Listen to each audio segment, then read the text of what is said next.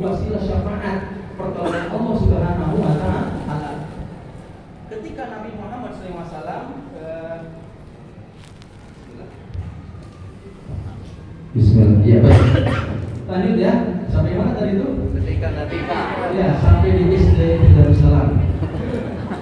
Jadi ketika Nabi Muhammad SAW itu hijrah dari Mekah ke Madinah, Bapak Ibu sekalian, maka orang-orang Madinah itu sudah pernah melihat Nabi atau belum?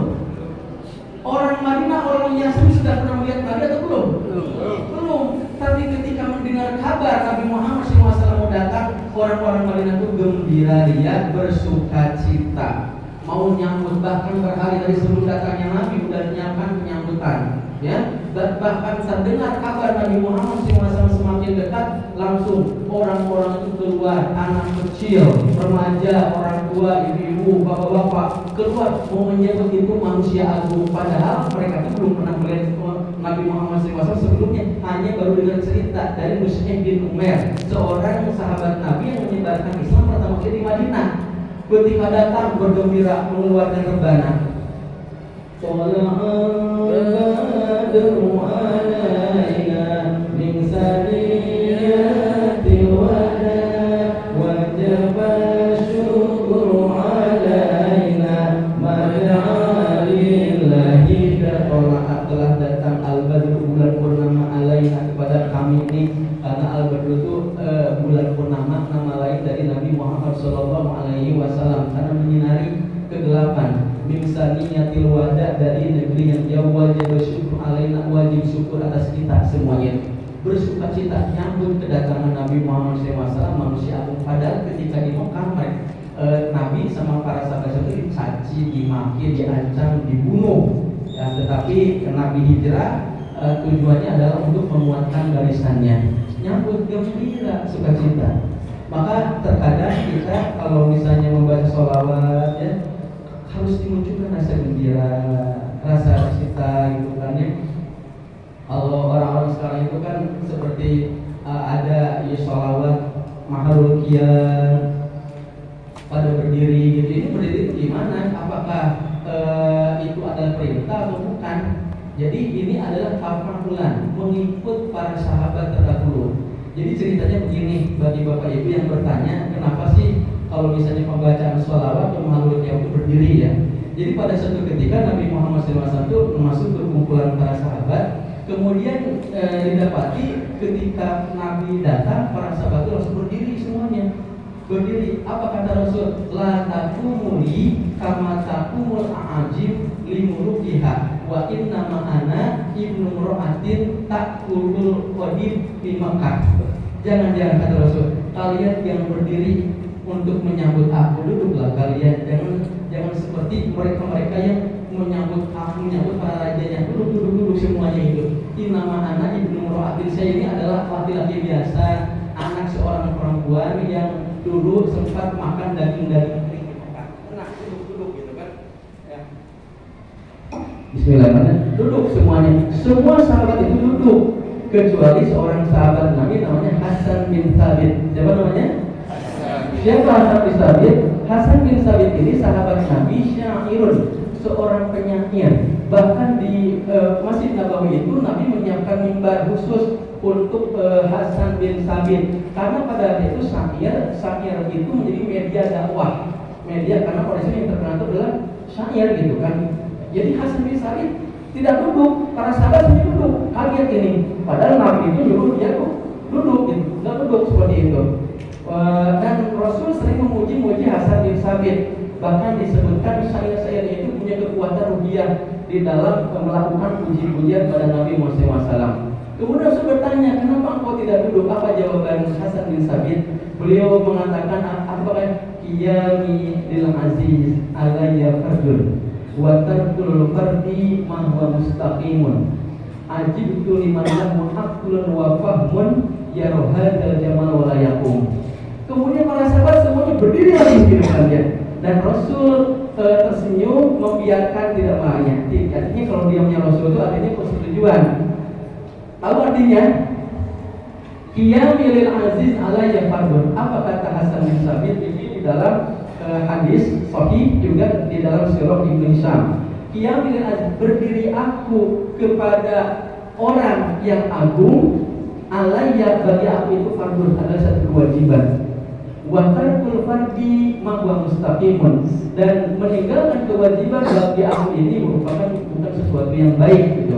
Wa ajibtu liman lahu aqlun wa fal, aku tuh heran dengan orang yang punya akal dan punya pemahaman, punya ilmu gitu.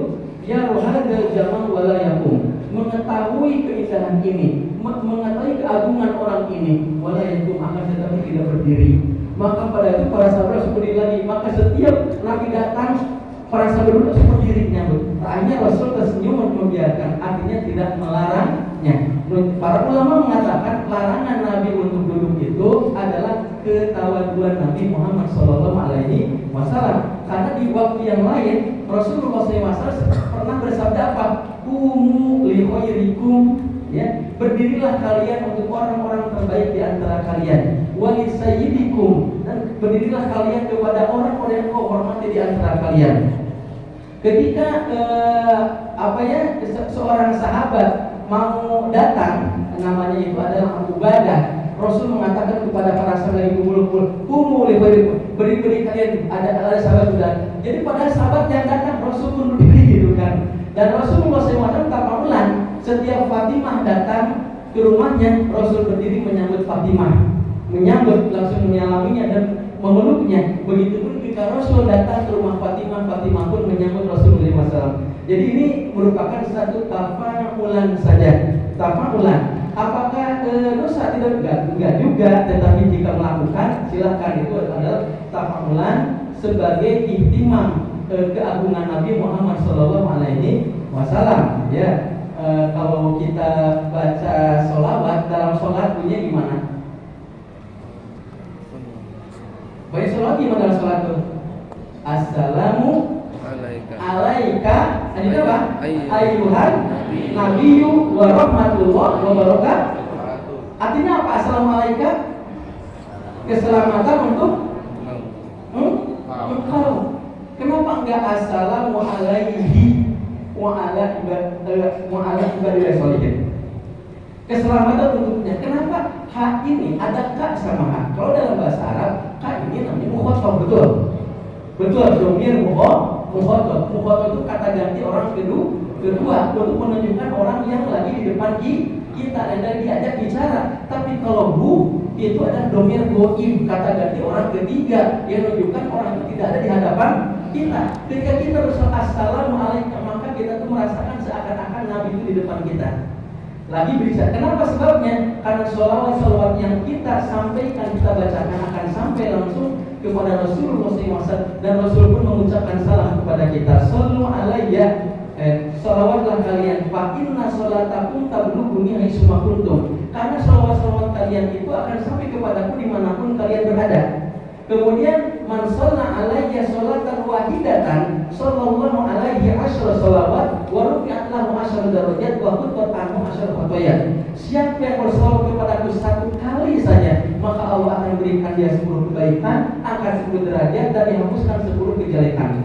Allahu Akbar. Ini tentang bersolawat. Karena kan tadi disebutkan tanda cinta ke Nabi itu adalah suka ingat, suka nyebut, betul, dan bergetar. Selanjutnya apa? Tidak mau mengecewakan yang dicintainya, rela melakukan apa saja demi dicintainya. Makanya korelasinya, selain kita menyebut sholawat, maka usahakan lisan kita ikuti lisan Rasulullah SAW, kepribadian kita ikuti kepribadian Rasulullah SAW, gaya hidup kita ikuti gaya hidup Rasulullah SAW. Terutama adalah yang perlu ditiru itu, pertama adalah akhlak, keduanya adalah ibadah, ketiganya adalah perawatan keimanan. Ikuti Rasulullah SAW. Yang pertama, tanda cinta kepada Rasul, berusaha ikuti akhlak-akhlaknya Rasulullah SAW.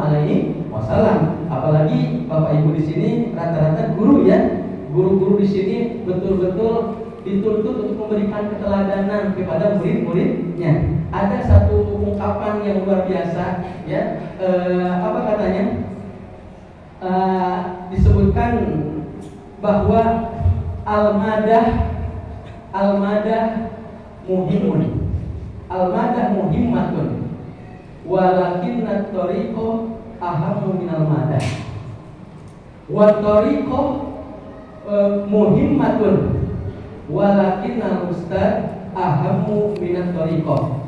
Wal ustad muhimun walakin ruhiyatul ustad ahammu minal ustad. Ulangi sama-sama.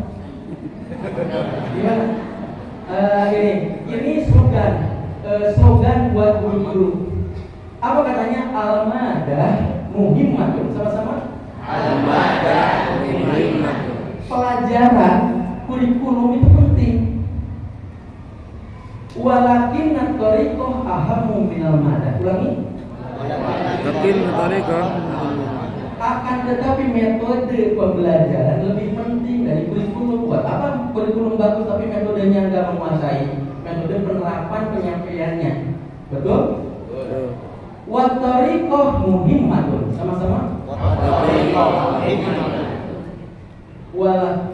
Walakinnal ustad ahammu minat thariqah. Artinya metode penting, tetapi gurunya lebih penting. Kalau misalnya metode ada, gurunya mana yang menyampaikan gitu kan? Harus ada guru yang dibentuk.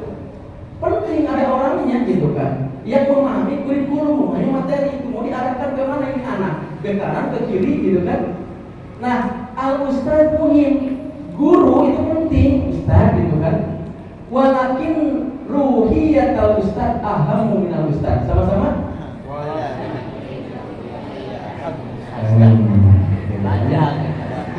Guru penting, akan tetapi ruhiyah guru lebih penting dari guru. Apa katanya? Guru penting, tapi spiritual gurunya. Jadi betul guru, tapi intinya ada ruhiyah. Guru ada, kalau nggak ada ruhiyah gimana? Makanya ada pakar pendidikan, jika mau nyepalakan anak jangan lihat gedungnya, tapi lihat guru-gurunya. Siapa guru-gurunya? Orang yang takut pada Allah atau tidak? Orang yang jaga Allah atau tidak gitu kan?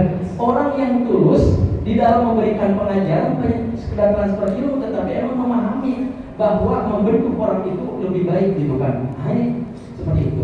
Jadi sulukiyah akhlak. Nah, apa akhlak yang perlu ditiru? Pertama akhlak pada Allah.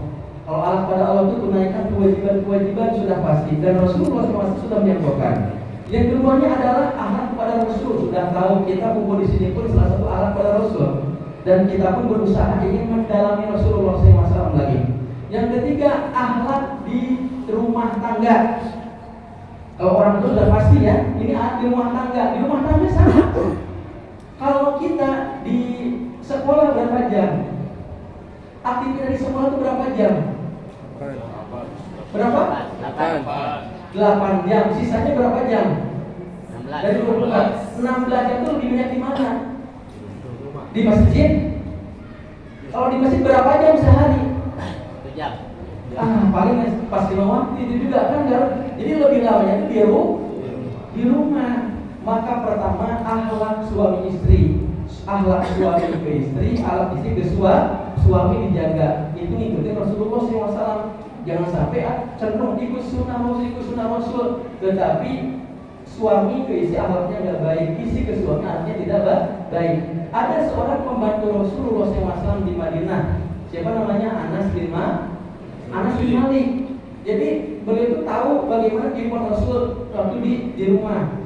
Maka ketika Rasul sudah wafat, Anas bin Malik mengatakan, selama 10 tahun aku jadi pembantunya Rasulullah SAW, aku belum pernah melihat Rasul itu memarah-marah istrinya, belum pernah melihat Rasul itu membentak-bentak istrinya, belum pernah melihat Rasul itu memelototi istrinya.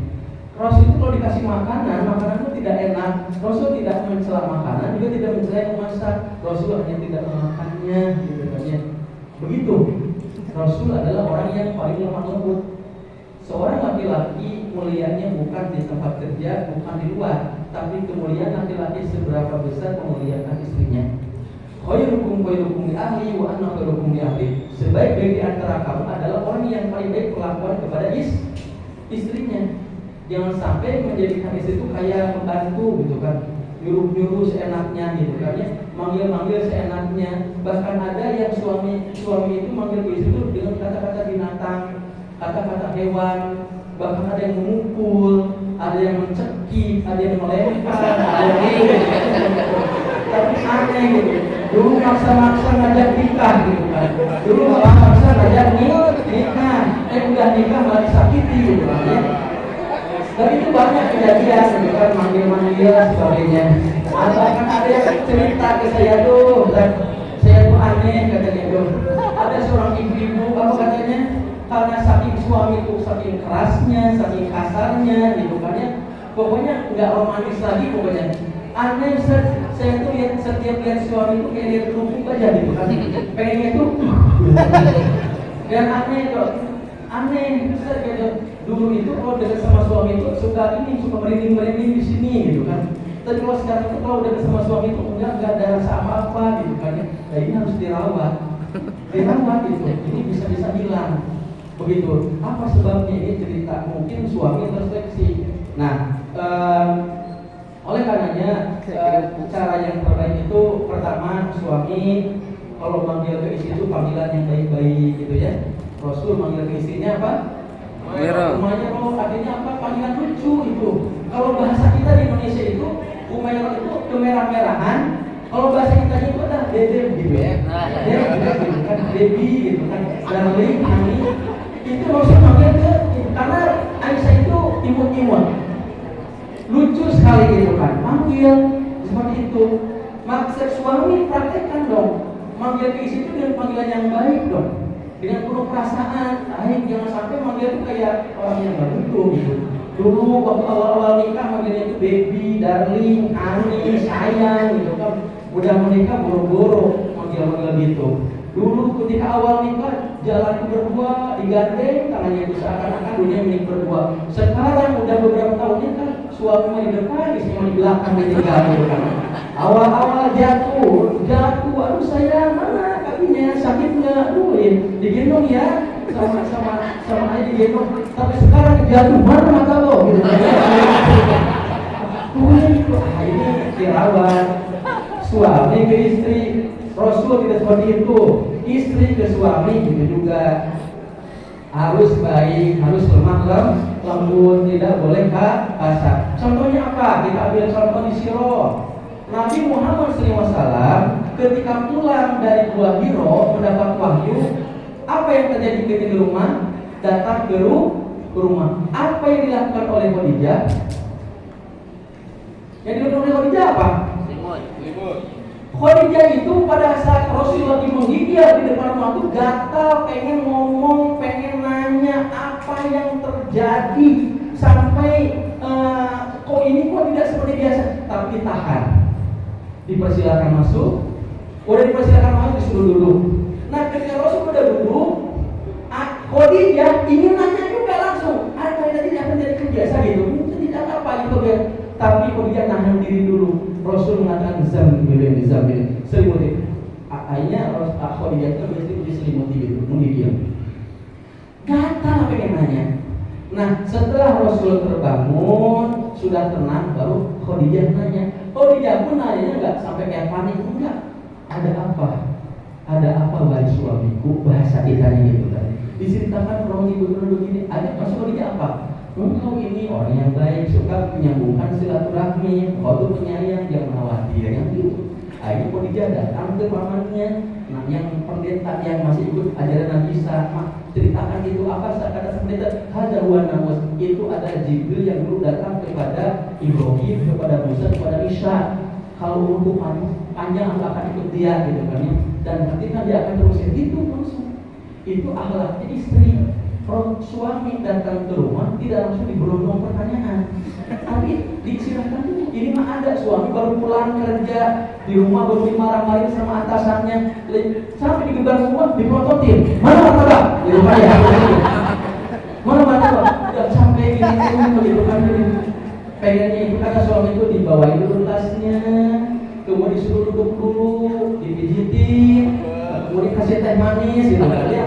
Gitu udah tenang baru nanya, kenapa ayah, kenapa papa, kenapa suamiku kok kayak pucat begini, nah gitu. Yang langsung kan biasa gitu kan suami datang, bawain dulu tenang, udah tenang baru Ini sekelumit tentang akhlaknya Rasulullah Shallallahu Alaihi Wasallam. Maka kalau kita teliti lagi, lebih detail lagi tentang anak-anak, termasuk Rasul bagaimana interaksi ketika berhadapan dengan murid-muridnya, itu ada sistemnya gitu kan. Maka kita ikuti akhlaknya, ya. Kalau Rasulullah SAW kumpul dengan para sahabat, semua sahabat-sahabat Nabi itu bagian senyumnya Rasulullah SAW, sampai para sahabat itu tertunduk karena malu. Pokoknya kalau kita baca Rasulullah SAW, kita akan kagum deh. Orang Barat kenapa dong membenci Rasul? Sedang di umat Islam kita tuh muji-muji Rasul, sampai disebut al-badru, bulan purnama, kita puji-puji. Tapi kenapa di Barat kok namanya Muhammad itu dibenci? Sampai ada orang Denmark buat karikatur menghina Nabi, buat sorban, makhluk bersorban, orang bersorban, isinya dinamit, terangkan, mengajarkan terorisme, kemudian gambar Muhammad di tangan kanannya pegang pedang, dan kirinya Al-Quran, nyebarkan Quran dengan pedang, kemudian gambar Muhammad di belakangnya perempuan banyak, langsung tulis man. Kenapa orang Barat seperti itu? Orang Barat seperti itu dikarenakan info tentang Nabi Muhammad SAW tidak sampai. Kebanyakan mereka mendapatkan info Nabi Muhammad itu dari orang-orang yang benci, dan kebencian itu dari zaman dulu terus-terusan diwaris-wariskan. Muhammad gini. Padahal kalau baca dari literatur yang benar, beda Muhammad SAW itu dengan manusia-manusia yang lainnya, gitu ya. Maka ada seorang, saya punya kawan, dia itu sering ke Amerika, ada dakwah di Amerika. Dia tahu kondisi Amerika di mana. Dia mengatakan seandainya di Amerika itu Islam sama Nabi Muhammad SAW tidak dijelek-jelekan, misalnya setengah orang Amerika itu masuk Islam masih, karena mereka itu orang pembelajar semuanya. Cuman sayang referensi sumber-sumbernya itu tidak jelas tentang Nabi Muhammad SAW. Jadi itu menakutkan, ya gitu kan ya. Makanya dari awal sekarang supaya kita muncul rasa kagum, coba kenalkan dengan Nabi Muhammad SAW. Ada kitab yang ditulis oleh Imam Turmuzi, namanya Syama'il Muhammadiyah. Itu menjelaskan tentang fisik-fisiknya Nabi Muhammad SAW, tentang karakter-karakter Nabi Muhammad. Setidaknya kita harus tamat itu baca itu, terus tahu gitu, ajarkan ke anak-anak itu. Sehingga digambarkan, begini Nabi Muhammad SAW itu. Kemudian selanjutnya karakter-karakter mujizat itu kalau kita kaji itu banyak sekali mujizat Nabi Muhammad SAW. Bukan hanya mengeluarkan air dari sela-sela, bisa satu pohon itu menangis, satu tiang menangis. Kemudian bukannya Isra Mi'raj, bukannya membelah lautan, masih banyak termasuk hewan-hewan yang turun di depan Rasulullah SAW. Itu harus diceritakan, harus kita tahu dulu gitu kan. Ada satu kitab, ini saya pernah sampaikan, kalau tidak salah itu di Masjid Darussalam itu Sabtu subuh kemarin. Tapi nggak apa-apa saya sampaikan di sini, karena di sini mungkin banyak yang nggak tahu juga, mungkin banyak yang belum tahu ataupun belum pernah mendengarnya. Ada satu kitab yang ditulis oleh Syekh Muhammad Nawawi Al-Jawi Al-Bantani, seorang ulama dari Nusantara yang tinggal di Mekah, ulama Banten yang di Mekah, yang merupakan gurunya ulama Nusantara. Dia menulis kitab namanya Marokil Ubudiyah. Kitab Marokil Ubudiyah itu kitab kuning gitu ya, yang merupakan syarah dari kitab Bidayah ke Hidayah yang ditulis oleh Imam Al-Ghazali. Ringkasan dari Ihya Ulumuddin diringkas di dalam bab ibadahnya, diringkas lagi dijelaskan dalam kitab Marokil Ubudiyah. Di dalam halaman yang ketiga disebutkan tentang sholawat kepada Nabi, puji-pujian kepada Nabi, dan dijelaskan tentang karakter Nabi. Khususnya lam yahtalim qatutoha mutlaqon abada wa matasa aba aslan fi mada zamani min hudawahu falam tahram wa mal wa'at zubabatun abadan fi jismihi al-hasani bi khalfihi ka'ama min ru'yatun sabatat wala yura asru bawlin min kufi alani wa qalbuhu lam yanam wal aynu qad na'asat wala yara zillahu fi syamsi zu fatani kafahu qad allata qumajida jalasu indal wiladati sibjada bi muhtatanin adil khosaisu faqad hatakun aminan min syarri narin wa surukin wa min mi'anin lam yahtali fadutoha mutlaqan abada. Nabi kita Muhammad SAW itu seumur hidupnya belum pernah mimpi basah.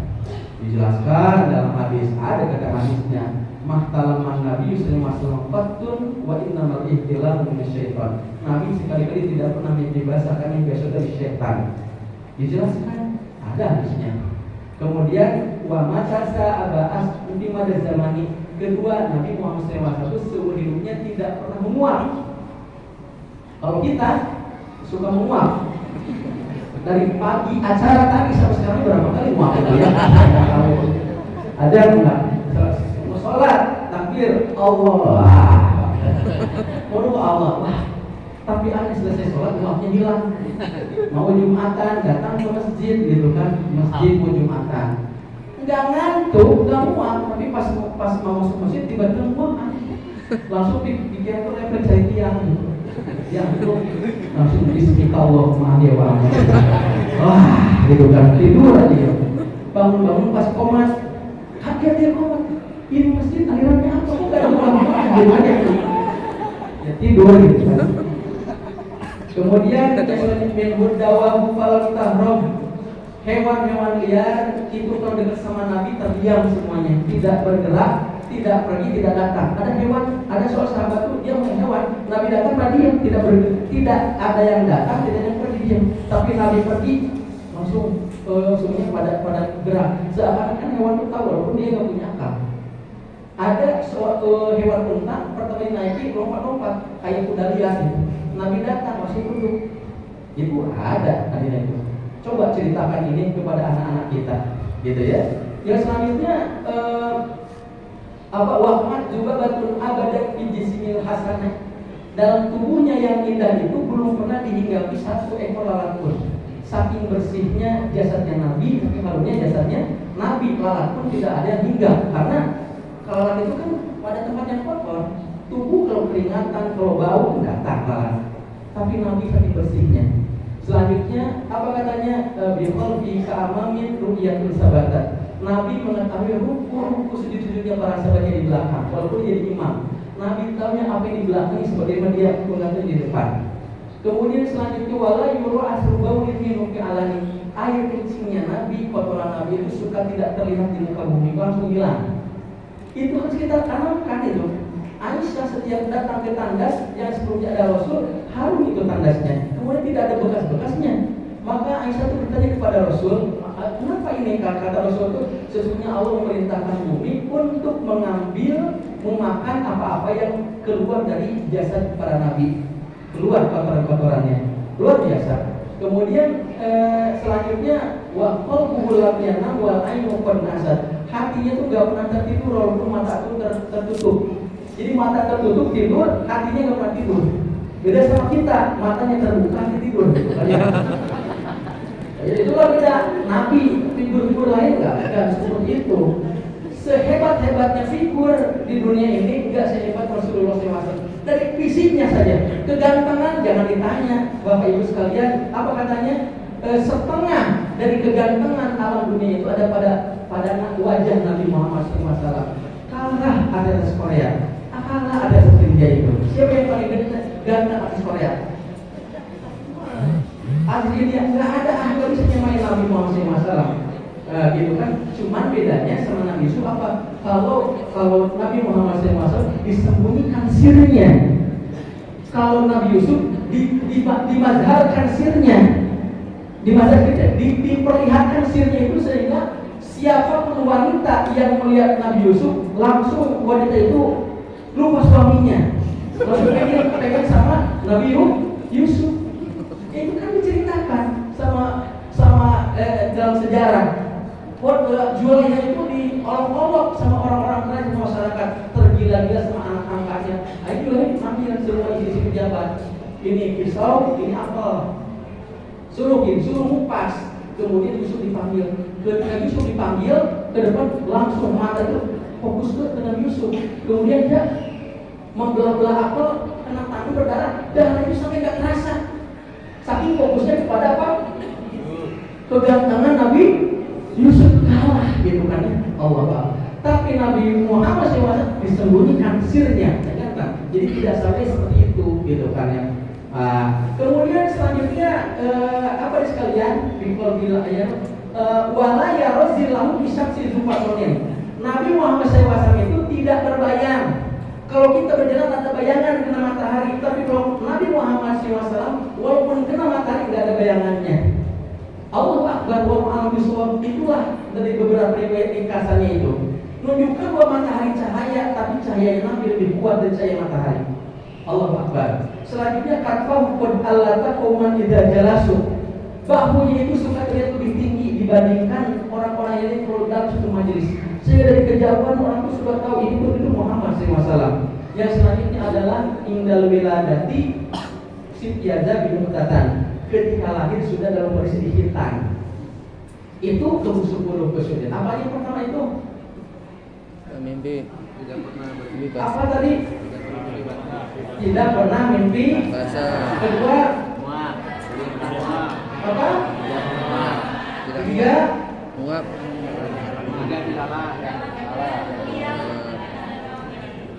keempat, ini harus hafal. Enggak hafal tidak boleh pulang. Titik. Baik. PR silakan. Setidaknya kita hafalkan, boleh kita ajarkan. Lam yahtari Qatata mutlaqan abadan wa matasa'a aslan bi zamani min huda wa balaghahu wa ma waqa'atu babatu abadan fi jismihi al-hasani bi qalbihi ka'amani ru'yatun sabatat wa la yuru asrubawi minhu fi alami wa qalbuhu lam yanam wa la yuqadana asad gitu dan sebagainya. Baik. Hadirin wa hadirin yang dimuliakan oleh Allah Subhanahu wa taala, ini sih ringkasan saja mukadimah, tadi itu baru mukadimah aja. Tetapi sebenarnya ini karena harus paham dulu. Cuman ya karena waktunya nggak memungkinkan, yang ini saya sampaikan dikit aja. Karena walaupun mukadimah, tapi mukadimah itu inti, menjadi dasar kenapa maulid, kenapa cinta, kenapa Nabi Muhammad SAW harus kita agungkan, berbeda gitu kan ya. Jadi pertama ini mengapa Rasulullah SAW diutus ke bangsa Arab? Karena bangsa Arab itu, Bapak Ibu sekalian, merupakan negeri kalau dari segi geografis di peta itu adalah bagian pertengahan dunia. Bagian apa? Tengah-tengah dunia, dan semua agama itu di Timur Tengah awalnya nyebar ke berbagai negara. Coba saya mau nanya, Majusi di mana awalnya? Di Arab kan, Persia, Api. Berhala di Arab. Nasrani Arab, dibar-dibar gitu kan ya. Kemudian Yahudi sama gitu kan ya. Termasuk juga agama-agama yang lain, masih banyak di agama-agama itu. Cuma Islam yang masih bertahan. Ya, kedua di Arab itu pada saat itu lagi puncak-puncaknya kerusakan moral. Dalam kitab Al-Jahiliyah Qur'an Isrin disebutkan bahwa ada karakteristik kenapa pada saat itu disebut jahiliyah. Padahal orang Arab pada pintar-pintar secara intelektual, terutama menguasai ilmu sastra, arsitek, bangunan sebagainya. Tapi disebut jahiliyah kenapa? Ada 5 penyebabnya. Pertama adalah al-khamru, kedua al-maisir, ketiga az-zina, keempatnya itu adalah wadul banat, ketiga ubadatul asnam. Yang pertama merajalela pada situ minuman khamr. Jadi setiap rumah hampir, walaupun nggak semua, ada tuak-tuak khamr. Jadi minuman sehari-hari yang bisa memabukkan. Kedua al-maisir, perzinaan. Pada saat itu yang jadi taruhannya judi bukan hanya uang, tapi anak gadis jadi taruhan judi. Istri sendiri pun jadi taruhan judi gitu kan. Kedua zina, merajalela perbuatan zina. Sampai udah terbiasa tukar menukar istri, tukar menukar anak gadis. Kemudian juga seorang perempuan dengan lebih dari 10 laki-laki udah biasa. Ketika dia hamil, maka 10 laki-laki itu dipanggil, dimiripkan wajah dia itu dari siapa? Dari si A, si B, atau si C. Jika si C mirip, maka si C sudah menikahinya. Kemudian selanjutnya adalah wadul banat, merajalelanya penguburan terhadap bayi-bayi perempuan. Karena pada saat itu punya image kalau punya anak perempuan itu terhina. Jadi kalau punya laki-laki bangga. Nah orang Arab itu banyak ketika istrinya melahirkan perempuan langsung bayinya itu masih walaupun masih ada ari-arinya langsung dibawa ke padang pasir dikubur hidup. Kayaknya kalau misalnya nggak dikubur ada dua kemungkinan. Pertama siap membesarkan yang penuh kehinaan, gitu kan? Siap memberikan kehinaan. Yang keduanya itu adalah senantiasa berada dalam kehinaan, gitu aja, tidak ada kehormatan. Karena pada saat itu wanita di Arab pada saat itu betul-betul berada di puncak-puncaknya hina. Bahkan di Mekah itu ada pasar khusus jual beli wanita itu dipajang, dari mulai anak kecil, remaja, orang tua sampai nenek-nenek dipajang. Silahkan gitu, dijadikan hamba. Jadi terhina gitu kan. Dan wanita itu tidak dapat warisan. Selanjutnya kalau misalnya suaminya meninggal, maka sang wanita itu jadi milik anak laki-lakinya. Betul-betul terhina, gak masuk akal pokoknya itu. Makanya disebut bodoh gitu kan. Yang selanjutnya adalah ibadatul asnam, penyembahan terhadap berhala. Bahkan berhalanya dari patung dari kayu, dari tanah liat, dari batu, bahkan dari gandum dibuat gitu. Tahu gandum ya, kayak bahan roti, jadi berhala itu dibuat. Biasanya dipakai untuk bepergian jauh supaya dijaga dari tolak dibala bencana gitu kan. Kalau lapar di tengah jalan minta izin, Tuhan saya lapar. Hanya tangannya diambil sampai kepalanya habis. Dan bagi mereka itu satu kebaikan, gitu kan. Makan Tuhan dari roti, gitu kan ya. Ini rusak gitu. Maka pada saat itu Islam diturunkan di sana dan Nabi Muhammad diturunkan di sana. Dan yang selanjutnya itu ya tentang hikmah gitu ya. Yang selanjutnya yang paling pertama itu dikatakan di Mekah itu ada Baitullah, Ka'bah ya, yang merupakan rumah Allah pertama ya. Dan yang selanjutnya mengenal tentang Abdullah bin Abdul Muthalib, di mana Abdullah bin Abdul Muthalib adalah anaknya Abdul Muthalib yang paling soleh di antara anak-anak yang lain. Dan Abdullah ini pernah mau dijadikan sembelihan karena Abdul Muthalib itu dulu pernah bernazar menyembelih anak gitu kan, cuma tidak jadi. Kemudian sampai ceritanya dinikahkan, itu pun ternyata kalau kita kaji dalam sejarah, sekalian yang dimuliakan Allah, Abdullah ketika dinikahkan sama Aminah itu adalah anak kepala suku. Itu kebersamaan Abdullah sama Aminah itu nggak lama, karena Abdullah itu harus pergi gitu kan, pergi dan agak lama. Kemudian meninggal, nggak sempat pulang lagi. Dalam beberapa keterangan ada yang menyebutkan bahwa Abdullah sendiri nggak tahu kalau Aminah itu hamil gitu kan, ceritanya gitu lah, gitu. Panjang gitu ya. Kemudian selanjutnya dikasih dimuliakan Allah Subhanahu Wa Taala. Nah, hari kelahiran Rasulullah SAW ini dijelaskan dalam satu hadis memang pada hari Senin ya, dan disebutnya tahun apa namanya? Kenapa disebut tahun gajah?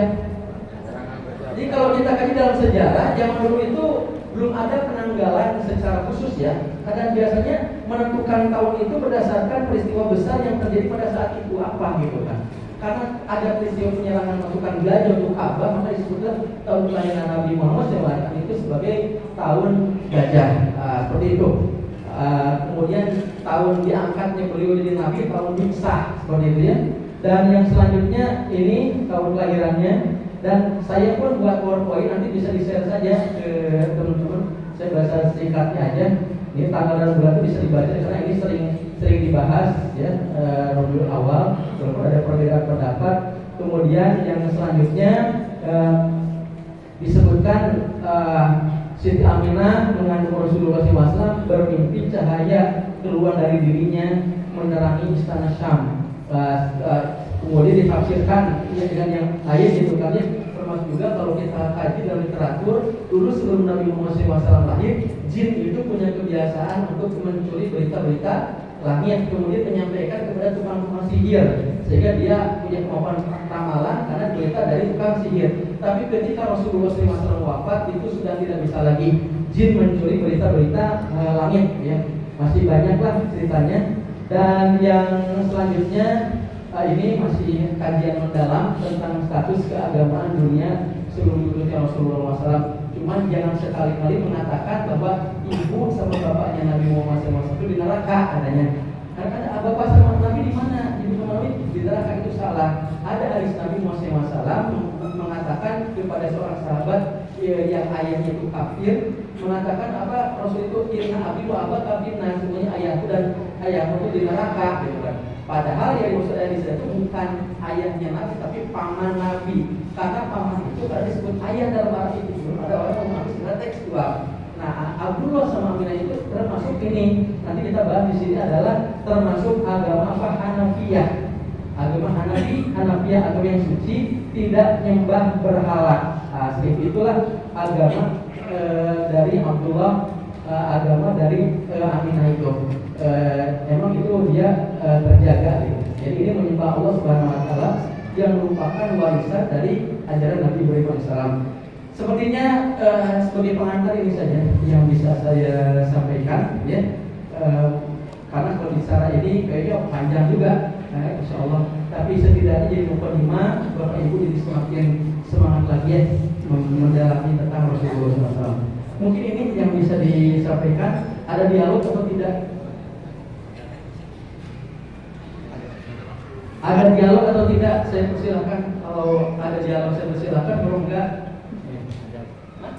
ada. Saya persilakan jika ada yang ditanyakan dari materi ini ataupun yang lain.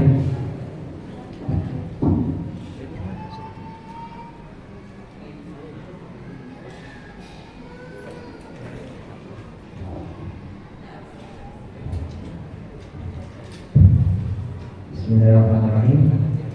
Mungkin ada yang perlu ditanyakan. Kita buka dua pertanyaan saja karena waktunya sudah menunjukkan jam 9 kurang 5 menit. Untuk laki-laki satu atau untuk yang perempuan silakan.